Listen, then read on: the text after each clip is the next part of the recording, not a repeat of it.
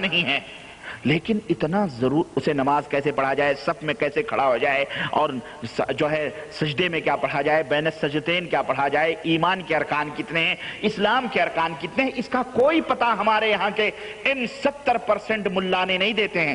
البتہ اگر اس کے سامنے آج آپ ایک جاہل ہے تیجے اور فاتحے کی مخالفت کر دیں، آپ کو نیچے سے اوپر تک ناپ لے گا وہ اپنی نظروں میں، کہے گا یار مجھے لگتا ہے کہ تم وہابی ہو چکے ہو۔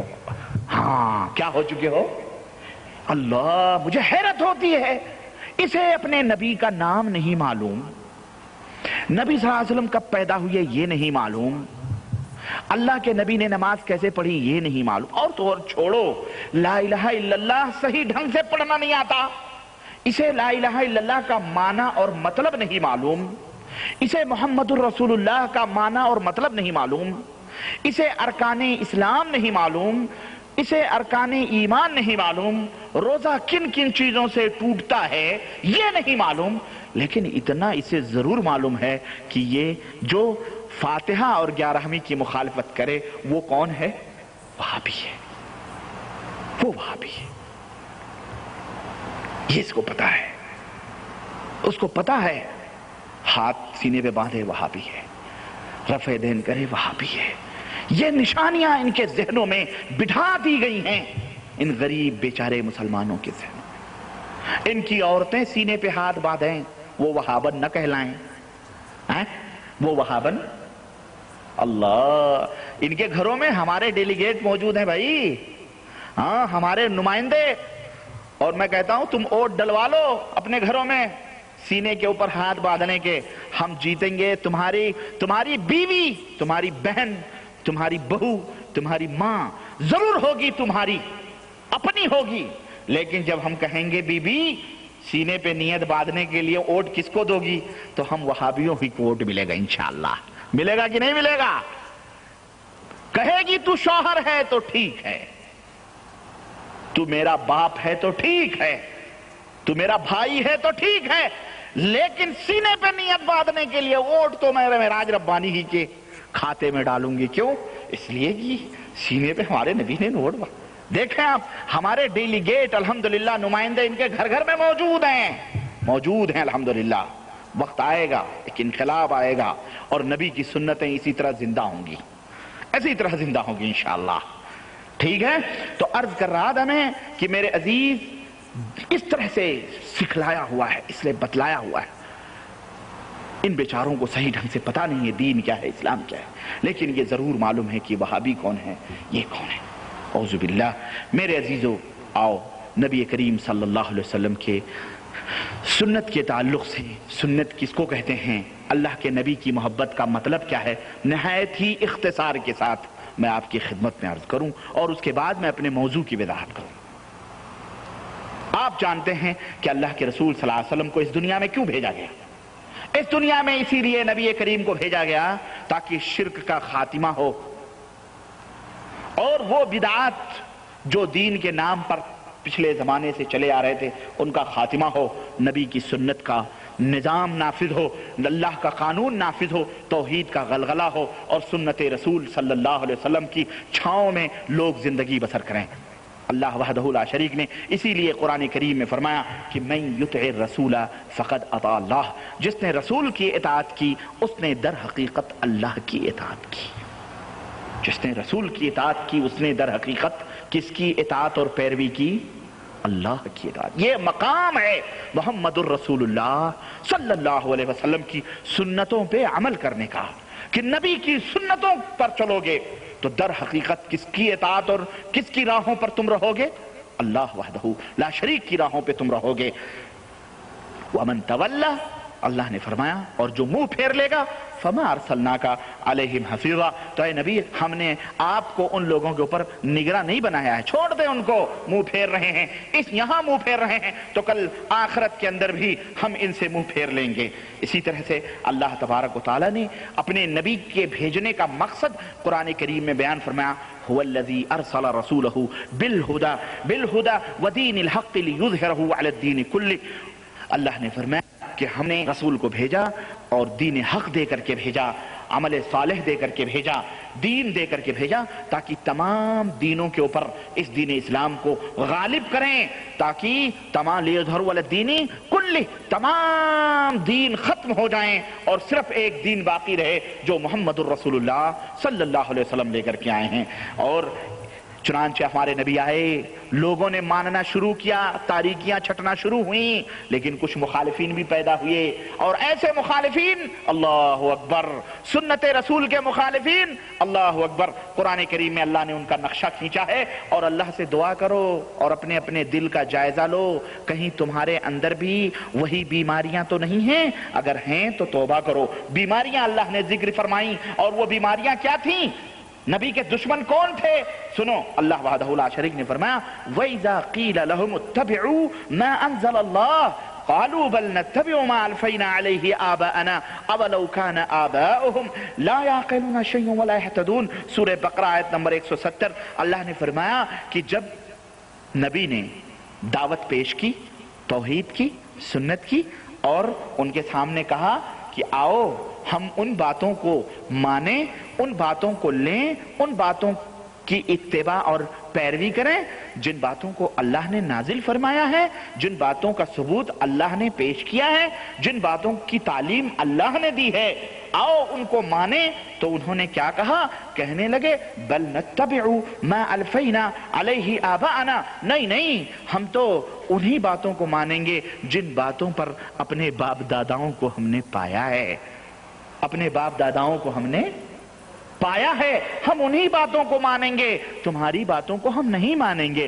اللہ نے فرمایا اولو کان آباؤہم، کیا ایسا نہیں تھا کہ ان کے باپ دادے لا یعقلون شیئا، کوئی بات کی سمجھ نہیں رکھتے تھے، ولا یہتدون، اور نہ ہی وہ سیدھی راہوں پر تھے، نہ ہی وہ سیدھی راہوں پہ تھے۔ یہ ان مشرکین کا جواب تھا، نبی کے ان مخاطبین کا جواب تھا جن کے ماحول میں قرآن اتر رہا تھا، نبی دین اسلام لے کر کے آیا تھا۔ تو یہ بیماری ان لوگوں کی تھی، اپنے اپنے دلوں کو ٹٹولو، کہیں نبی کی سنت کا ذکر آئے تو تمہارے دل میں یہی وسوسے تو نہیں پیدا ہو رہے ہیں کہ ہم نے اپنے باپ داداؤں کو تو اس طرح پایا، یہ تو اس طرح بتا رہے ہیں، نہیں نہیں، ہمارے باپ داداؤں ہی کا دین سب سے بہتر ہے، ایسا تو نہیں؟ اگر ایسا ہے تو پھر تم میں اور ان میں کوئی فرق، ہاں، تم میں کوئی سرخاب کے پر نہیں لگے ہیں، وہ بھی مکے کے باشندے تھے بھائی، اس لیے۔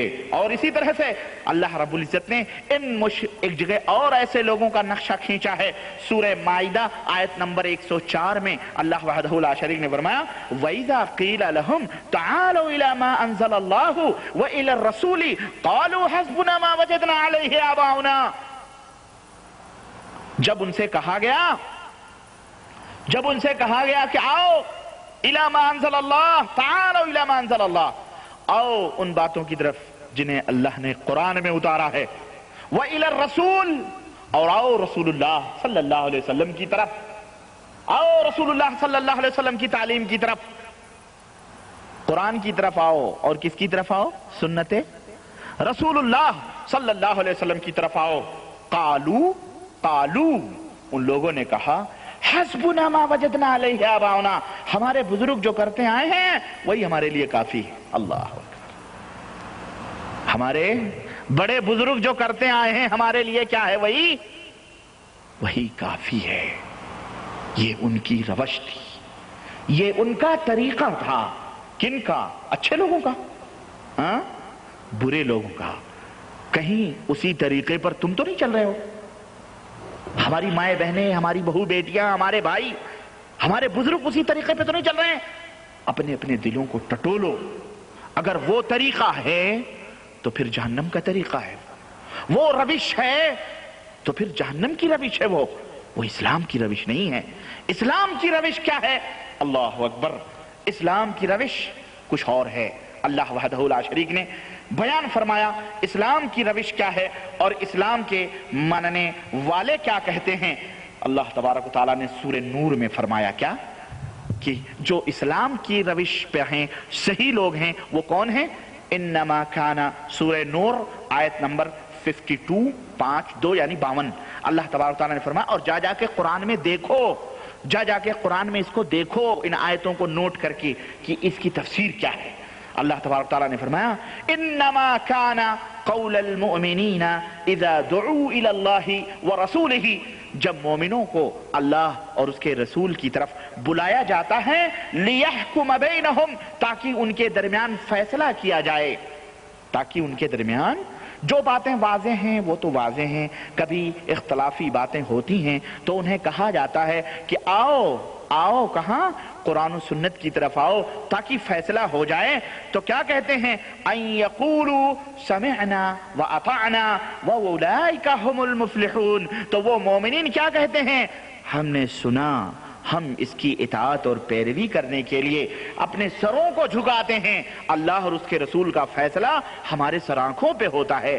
اللہ نے فرمایا اولئک هم المفلحون، وہی لوگ فلاح پانے والے ہیں، وہی لوگ کامیاب ہونے والے ہیں، وہی لوگ فوز و فلاح سے ہمکنار ہونے والے ہیں۔ اللہ نے فرمایا ومن یطع اللہ ورسولہ ویخشى اللہ ویتقہ فاولئک هم الفائزون، تو جو لوگ اللہ کی اطاعت کرتے ہیں، رسول کی اطاعت کرتے ہیں اور اللہ کا ڈر اپنے سینوں میں رکھتے ہیں، پرہیزگاری اختیار کرتے ہیں، اولئک هم الفائزون، وہی لوگ کامیاب ہونے والے ہیں۔ آخرت کے دن وہی لوگ دنیا میں بھی اور آخرت میں بھی کامیاب ہونے والے ہیں۔ سورہ نور آیت نمبر 52۔ تو یہ ہے مومنین کا قول، یہ ہے مومنوں کا طریقہ، اور پہلے جو بتلایا وہ کس کا طریقہ ہے؟ کافروں اور مشرکوں کا طریقہ ہے کہ جب انہیں اللہ رسول کی طرف بلایا جاتا ہے کہتے ہیں حسبنا ما وجدنا علیہ آبانا، ہم نے باپ داداؤں کی طرف پایا ہے۔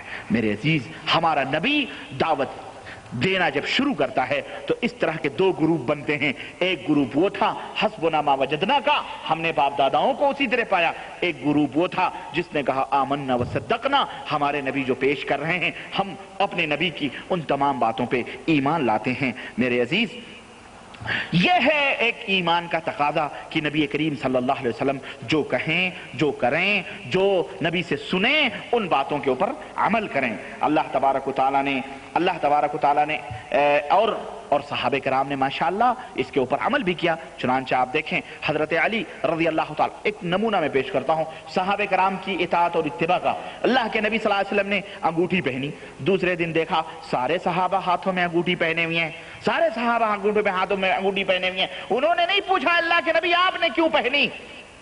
دوسرے دن جب نبی نے دیکھا کہ سب کے ہاتھوں میں انگوٹھیاں ہیں، اللہ کے نبی نے انگوٹھی نکالی اور اتار دی۔ تیسرے دن دیکھا سارے کے سارے ہاتھوں سے انگوٹھیاں نکلی ہوئی۔ اللہ اکبر! دیکھیں نبی کی ایک ایک حرکت کی اتباع۔ اللہ کے نبی نماز ادا فرما رہے ہیں، جوتا پہن کے نماز ادا فرما رہے ہیں، اور آپ کا حکم بھی ہے کہ مسلمانوں یہودیوں کی مخالفت کرو، اس لیے کہ یہودی اپنی عبادتیں ننگے پیر کرتے ہیں، تم اللہ کی عبادت جوتا پہن کر کے کیا کرو، اس میں یہودیوں کی مخالفت ہے۔ ایک مولوی نے کتاب لکھی، بڑا مضحکہ اڑایا کہ جوتوں میں نماز پڑھتے، اس ظالم بے غیرت کو کیا خبر جن کا دماغ فائر پروف بنا دیا گیا ہو، جن کا دماغ فائر پروف، سمجھتے نا فائر پروف، جو یہ کہتے ہوں کہ حدیث فائر کی طرح ہے، حدیث آگ ہے۔ حدیث کیا ہے؟